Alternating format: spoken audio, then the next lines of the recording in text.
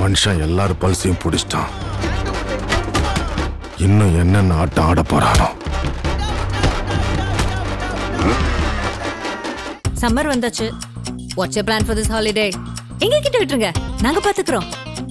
GT Holidays. GT Holidays, South India's #1 travel brand. ஆதரணியர்களுக்கு அன்பு வணக்கம். Operation Sindoor இது தொடர்பான பல்வேறு அப்டேட்ஸ் வந்து நம்ம பார்த்துக்கிட்டு இருக்கிறோம். இதில் ரொம்ப முக்கியமான 2 விஷயங்களை பார்ப்போம். ஒன்று வந்து பாகிஸ்தானுடைய ஃபேக் நரேட்டிவ் ஒன்று, இரண்டாவது லஷ்கர் இ தொய்பா அப்படிங்கிற அந்த இயக்கத்துடைய தலைமையகம் அது தொடங்கி எல்லாமே வந்து ஆல்மோஸ்ட் வந்து நிர்மூலமாக்கப்பட்டிருக்கிறது இந்திய இராணுவத்துடைய துல்லியமான தாக்குதலால். இதில் ஃபஸ்ட்டு வந்து பாகிஸ்தானுடைய இந்த ஃபேக் நரேட்டிவை பார்க்கறதுக்கு முன்னாடி இந்தியா இந்த ஆப்ரேஷன் சிந்தூரை என்ன மாதிரி ஒரு போஸ்டரிங்கோட கொண்டு போகிறாங்க அப்படிங்கிறதுலையே ஒரு மெசேஜ் வந்து இருக்குது. ரொம்ப குறிப்பாக ஆப்ரேஷன் சிந்தூர், சிந்தூர் அப்படின்னா குங்குமம். ஸோ வந்து அதை வந்து டினோட் பண்ணுற மாதிரி ஒரு பெண் சக்தியை வந்து முன்னிலைப்படுத்துகிற மாதிரி, பெண்களுக்கு நீதி கொடுக்குற மாதிரியான ஒரு சிம்பாலிசத்தை வந்து அந்த ஆப்ரேஷன் சிந்தூர் அப்படின்னு அந்த பேர் வைத்தது மூலியமாகவே இந்தியா வந்து ஒரு மெசேஜை, ஸ்ட்ராங்கான மெசேஜை வந்து பாஸ் பண்ணுச்சு. அதுக்கப்புறம் இன்னைக்கு வந்து காலை 10 மணிக்கு இந்தியன் ஆர்மியிலேருந்து வந்து ப்ரீஃபிங் பண்ண போகிறாங்க. எங்கெங்கே தாக்குதல் நடந்தது, எந்தெந்த பகுதியில் தாக்குதல் நடந்ததுன்னு ஒரு ப்ரீஃபிங் இருக்கும் அப்படின்னு வந்து சொல்லப்பட்டது. அந்த ப்ரெஸ் ப்ரீஃபிங்கில் அந்த விஷயத்தை எல்லாத்தையுமே முன்னெடுத்து அதை ப்ரெசென்ட் பண்ண 2 பேருமே வந்து பெண் அதிகாரிகள். அதுவும் ஒரு முக்கியமான விஷயம். இதில் வந்து பார்த்தோம் அப்படின்னா கர்னல் சோஃபியா குரேஷி அப்படிங்கிறவங்க, அதுக்கப்புறம் விங் கமாண்டர் ஓகியா சிங் அப்படிங்கிறவங்க, 2 பேருமே வந்து மகளிர், பெண்கள். இவங்க தான் வந்து இந்த ப்ரீஃபிங்கை வந்து பண்ணியிருக்கிறாங்க. இதுவும் இந்தியா கொடுக்கக்கூடிய ஒரு சட்டிலான ஸ்ட்ராங்கான மெசேஜ். இப்போ இதுக்கப்புறம் பார்த்தோம் அப்படின்னா பாகிஸ்தானுடைய ஃபேக் நரேட்டிவ். பாகிஸ்தான் வந்து அவங்களுடைய அமைச்சர்களுடைய உளறல் வந்து நீங்கள் எல்லாருமே பார்த்த ஒரு விஷயம்தான். அவங்களுடைய ரயில்வே துறை அமைச்சர் வந்து எங்ககிட்ட அணு ஆயுதம் இருக்குது, 130 அணு ஆயுதங்கள் இருக்குது, நாங்கள் எப்போ வேணாலும் தாக்குவோம் அப்படின்னு சொன்ன அந்த உளறல். அதுக்கப்புறம் தொடர்ச்சியாக பாகிஸ்தான் வந்து இந்த மாதிரி வந்து ஒருவேளை வந்து இந்த சிந்து நதி நீரை தடுத்து நிறுத்தினா, அவங்க டேம் எதாவது கட்டினா நாங்கள் அங்கே தாக்குதல் நடத்துவோம்னு சொன்ன இந்த விஷயங்கள் எல்லாமே வந்து ஒரு ப்ரெஸ்ஸு, அப்புறம் அவங்க நாட்டுடைய மக்களை ஒரு விதமான ஒரு ஹீரோயிசத்துக்குள்ளேயே வச்சிருக்கணும். நாம் வந்து நம்ம என்ன செய்கிறோம், இந்தியாவை எதிர்க்க கடுமையான விஷயத்தை காமிக்கிறோம் அப்படின்னு அவங்க நாட்டுக்குள்ள ஒரு விஷயத்த செய்யணுங்கிறது கட்டமைக்கப்பட்ட விஷயங்கள். ஆனால் இந்தியா இந்த ஆப்ரேஷன் சிந்தூரை முன்னெடுத்து அந்த தாக்குதல் நடத்திய பிறகு அவங்களோட இந்த ஃபேக் நரேட்டிவ் எல்லாமே வந்து தவிடுபடியாக இருக்கு. இப்போ வந்து அடுத்த ஒரு ஆயுதத்தை, இந்த ஃபேக் நரேட்டிவ் வந்து அவங்க கையில் எடுத்திருக்கிறாங்க. அது என்ன அப்படின்னு பார்த்தோம்னா, இந்தியா வந்து எல்லாமே சிவிலியன்ஸ் இருக்கக்கூடிய இடத்துல வந்து தாக்குதல் நடத்தியிருக்கிறாங்க. பாகிஸ்தானுடைய இன்ஃபர்மேஷன் மினிஸ்டர் வந்து பேசும்போது இந்தியா வந்து சிவிலியன்ஸ் இருக்கக்கூடிய இடத்த வந்து தாக்குதல் நடத்தியிருக்கிறாங்க அப்படின்ட்டு வந்து குற்றம் சாட்டியிருக்கிறார்.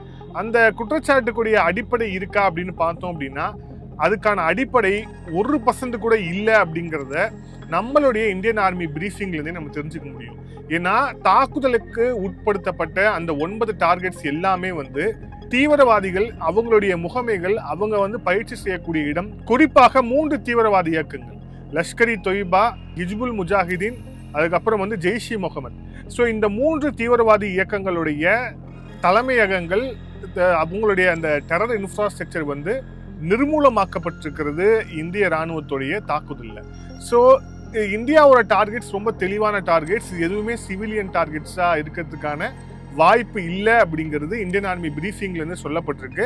ஆனால் இதை பாகிஸ்தான் எப்படி போர்ட்ரேட் பண்ணுறாங்க அப்படின்னா, இந்தியா வந்து சிவிலியன்ஸை வந்து தாக்கிட்டாங்க, இந்தியா வந்து எங்கள் மக்களை வந்து தாக்கிட்டாங்க, பெண்கள் இழந்துட்டாங்க, குழந்தைகள் இறந்துட்டாங்க அப்படின்ட்டு. ஆனால் அது உண்மை கிடையாது. இப்போ நடந்துட்டு இருக்கக்கூடிய இந்த விஷயங்களை பார்த்தோம் அப்படின்னா, இப்போ நம்ம பேசிட்டு இருக்க டைமில் ஜம்மு காஷ்மீர் மாநிலத்துடைய பூஞ்ச் மாவட்டத்தில் இந்த LOC பக்கத்தில் ஷெல்லிங்கை வந்து பண்ண ஆரம்பிச்சிருக்கு பாகிஸ்தான். இதை ஏற்கனவே அவங்க வந்து தொடர்ச்சியாக வந்து பண்ணிட்டு இருந்தாங்க. அதுக்கப்புறம் ஷிம்லா அக்ரிமெண்ட் வந்தது, LOCயில் நிறைய கட்டுப்பாடுகள் வந்த பிறகு அது நிறுத்தப்பட்டது. இப்போ மீண்டும் பண்ணியிருக்கிறாங்க. அதனால நம்மளுடைய பொதுமக்கள் வந்து சில பேர் காயமடைஞ்சிருக்கிறாங்க அப்படிங்கிற மாதிரி தகவல்கள் வந்து கொண்டிருக்கிறது. இன்னும் பல செய்திகள் வந்து கொண்டிருக்கு. ஸோ பாகிஸ்தானுடைய ஃபேக் நரேட்டிவ் பாருங்க. இதுக்கு அடுத்தபடியாக அங்கே இருக்கக்கூடிய லோக்கல் மீடியாஸில் லோக்கல் ஆங்கர்ஸ்லாம் உட்காந்து ஒப்பாரி வச்சுட்டு இருக்கிறாங்க லைவ்லேயே. அதாவது வந்து எங்களுடைய இதெல்லாம் வந்து தாக்கிட்டாங்க, பெண்கள் வந்து பாதிக்கப்பட்டிருக்கிறாங்க, இங்க தாக்குதல் நடத்திட்டாங்கன்னு அந்த ஒரு நியூஸை ப்ரெசென்ட் பண்றப்போவே ஒப்பாரி வைக்கிறாங்க அப்படின்னா, அப்ப அங்க இருக்கக்கூடிய லோக்கல் மீடியாஸ் வந்து அந்த நாட்டுக்கு அந்த ஃபேக் நரேட்டிவை வந்து கட்டமைக்கிறதுக்கு எவ்வளவு வந்து அவங்க வந்து பின்புலமா இருக்கிறாங்க அப்படிங்கிற ஒரு விஷயத்தையும் நம்ம இதுல பார்க்க முடியும். ஓகே, இதுல ரொம்ப முக்கியமான விஷயத்துக்கு வருவோம். இந்த தாக்குதல், குறிப்பாக இந்த பெஹல்காம் நடத்தப்பட்ட இந்த பயங்கரவாத தாக்குதல் தான் இந்த ஆபரேஷன் சிந்தூரை இந்திய ராணுவம் செய்வதற்கான மிக முக்கியமான ஒரு அடித்தளமாக இருந்தது. இந்த பெஹல்காம் தாக்குதலை திட்டமிட்டு நடத்தியது அப்படிங்கிறது ரெசிஸ்டன்ட் ஃப்ரண்ட் அப்படின்னக்கூடிய ஒரு தீவிரவாத இயக்கம். அந்த இயக்கம் வந்து எதை அடிப்படையில் கொண்டது, எதோட தொடர்புடையது அப்படின்னா ஹஃபீஸ் சையத் தலைமையிலான லஷ்கர் இ தொய்பாவுடைய அதோட வந்து தொடர்புடையது. இப்போ இந்த ரெசிஸ்டன்ஸ் ஃப்ரண்ட்டை பற்றி தெரிஞ்சுக்கிறதுக்கு முன்பாக அது தெரியணும் அப்படின்னா நமக்கு வந்து இந்த லஷ்கர் இ தொய்பானா யாரு, இவங்களுடைய பின்னணி என்ன அப்படின்னு தெரியணும்.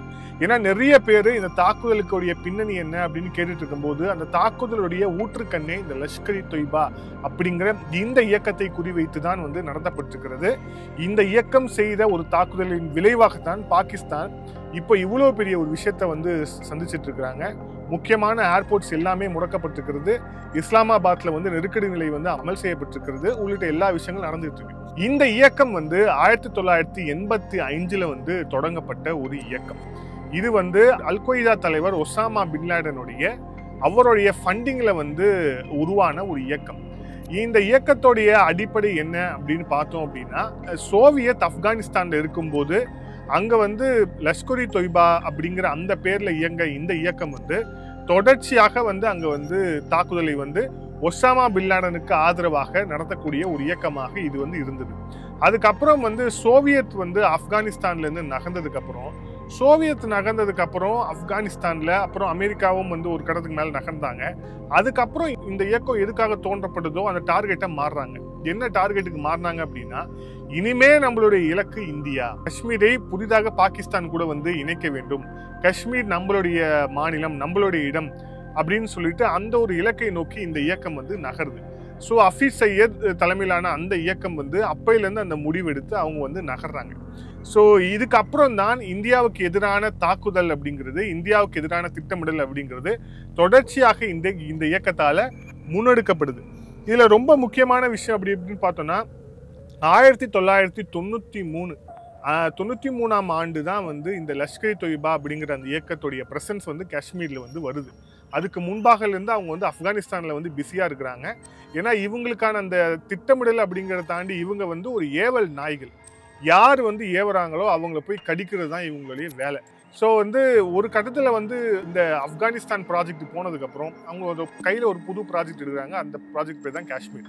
1993 தொடர்ச்சியாக இங்கே வந்து காஷ்மீரில் வந்து தீவிரவாத தாக்குதலை செய்வது, காஷ்மீரில் வந்து லோக்கலில் இருக்கக்கூடிய இஸ்லாமிய இளைஞர்களை வந்து மூளை செலவை செய்வது, அவர்களை வந்து தங்களுடைய இயக்கத்துக்கு கீழே கொண்டு வருவது, அவங்களுக்கு வந்து 100 நாள் வேலை திட்டம் மாதிரி வந்து கல்லெறிகிறது, தாக்குதல் நடத்துவதற்கு வந்து பணம் கொடுத்து வந்து இந்திய இராணுவத்தை வந்து தாக்கு செய்வது, தொடர்ச்சியாக இந்த மாதிரியான விஷயங்களை வந்து செஞ்சுக்கிட்டே இருக்காங்க.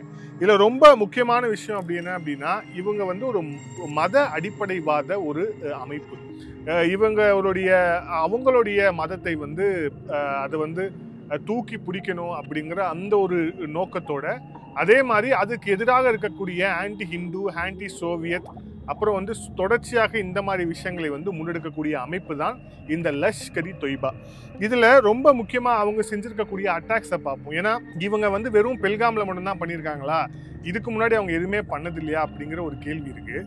இதில் என்ன அப்படின்னா 2000 ஆண்டு டிசம்பர் நம்மளுடைய டெல்லி செங்கோட்டையில் வந்து ஒரு தாக்குதலை இதே லஷ்கர் இ தொய்பா வந்து பண்ணியிருக்கிறாங்க.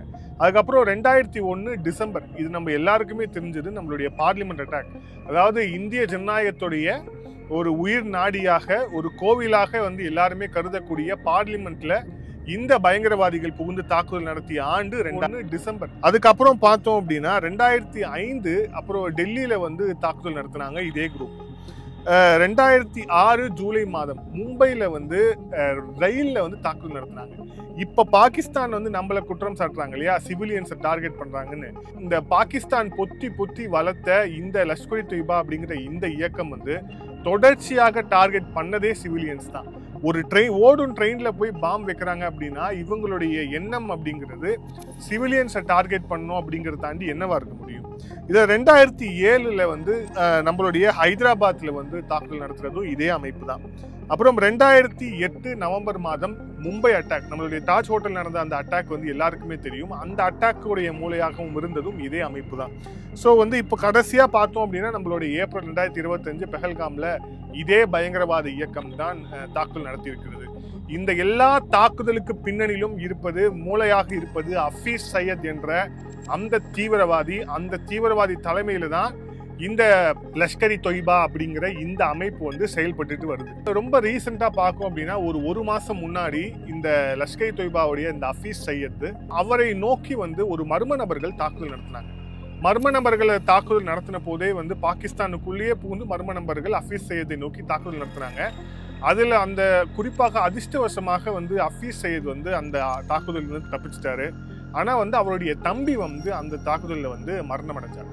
ஸோ அந்த தாக்குதலையே ஹஃபீஸ் சையத் வந்து கொல்லப்பட்டிருக்க வேண்டியது, ஆனால் வந்து கொல்லப்படலை. அந்த மர்ம நபர்கள் யாருன்னு நம்ம வந்து சொல்ல தேவையில்லை, அந்த மர்ம நபர்கள் யாருன்னு எல்லாருக்குமே தெரியும்.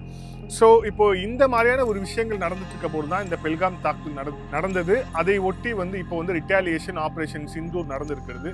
ஸோ ஹஃபீஸ் சையத்துடைய நாட்கள் எண்ணப்படுகின்றன. குறிப்பாக வந்து முசாஃபராபாத்லேயும் சரி உள்ளிட்ட பல்வேறு 9 டார்கெட்ஸ்லையுமே வந்து பாகிஸ்தானுடைய இந்த தீவிரவாத தலைமை மீது தான் வந்து இந்தியா வந்து தாக்குதல் நடத்தி இருக்கிறது. ஸோ ஹஃபீஸ் சையத்துடைய நாட்கள் எண்ணப்படுகின்றன. ஹஃபீஸ் சையத் ரொம்ப நாள் தப்ப முடியாது.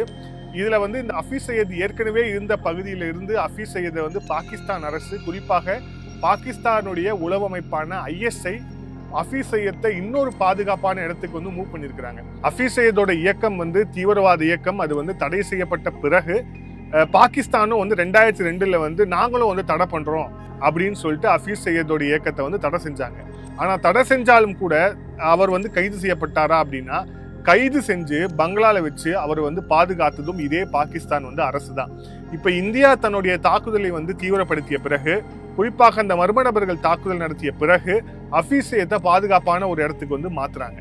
அது அந்த பாதுகாப்பான இடம் எப்படி அப்படின்னா, ஒரு மதராசாக்கு பக்கத்துல ஹைலி பாப்புலேட்டட் இடம் எங்க இருக்கோ அந்த இடத்துல கொண்டு போய் வைக்கிறாங்க. உங்களுக்கு ஞாபகம் இருக்கா? இதே மாதிரி தான் ஒசாமா பின்லாடனையும் ஒரு பாதுகாப்பா, அதாவது பாகிஸ்தானுடைய ராணுவ தளத்துக்கு சில கிலோமீட்டர் பக்கத்திலேயே வந்து பாகிஸ்தான் வந்து வச்சிருந்தது. பாகிஸ்தானுக்கே தெரியாம உள்ள புகுந்து ஒசாமா பின்லாடனை கொன்று அந்த பாடியையும் எடுத்துட்டு போனது அமெரிக்க ராணுவம். ஸோ கிட்டத்தட்ட இப்போ ஹஃபீஸ் சையதுக்கும் அதே மாதிரியான ஒரு முடிவு வரும் அப்படின்னு சொல்லிட்டு பாகிஸ்தான் ராணுவம் பயந்ததால தான் பாகிஸ்தான் ராணுவம் ஹஃபீஸ் சையதை வந்து பாதுகாத்து வச்சுட்டு இருக்காங்க. வேற ஒரு இடத்துக்கும் மூவ் பண்ணியிருக்காங்க அப்படிங்கிறத பார்க்குறோம். இருந்தாலும் இப்போ இந்த தாக்குதல் தொடர்பான பின்னணிகள் தொடர்ச்சியாக வந்துட்டு இருக்கு. இந்த தாக்குதலில் ஹஃபீஸ் சையதும் தாக்கப்பட்டானா அப்படிங்கிற அந்த தகவல் இன்னும் உறுதிப்படுத்தப்படலை. ஏன்னா வந்து நம்ம வந்து இந்த ஹேஷ்டேக் நடத்தி இருக்கிறோம். ஸோ வந்து மேலே போய் தாக்குதல் நடத்தி இருக்கிறோம். இந்த தாக்குதலில் ஹஃபீஸ் சையதுக்கு எதாவது ஆச்சா அப்படிங்கிற ஒரு அந்த கிளாசிஃபைட் டாக்குமெண்ட்ஸ் வந்து இன்னும் வந்து வெளிவராமல் இருக்கு. ஸோ இது வெளிவந்த பிறகுதான் இதில் என்ன நடந்துகிட்டு இருக்கு அப்படிங்கிற அந்த விஷயம் தெரியும். இன்னொரு அப்டேட்டோட சந்திப்போம். நன்றி, வணக்கம்.